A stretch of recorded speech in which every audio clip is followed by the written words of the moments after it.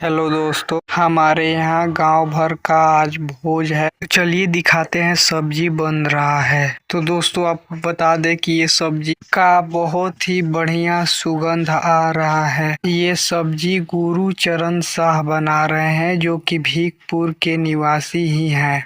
दोस्तों हमारा नाम गोलू सिंह राठौर है। तो किस तरह से सब्जी बनेगा इसका सब प्रोसेस आपको दिखाते हैं। तो चलिए लास्ट तक वीडियो में बने रहिए और चैनल को सब्सक्राइब भी कर लीजिएगा। ये गोभी आलू का सब्जी बन रहा है।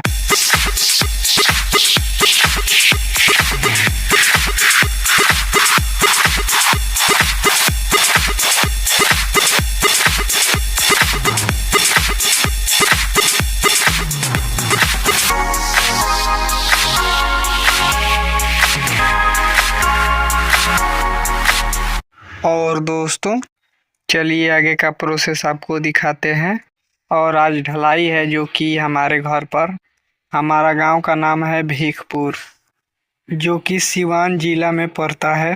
वहीं सिवान जिला जहां के देश रत्न राष्ट्रपति प्रथम राजेंद्र प्रसाद का ये जन्म भूमि है। और दोस्तों बने रहिए, आपको सब दिखाते हैं।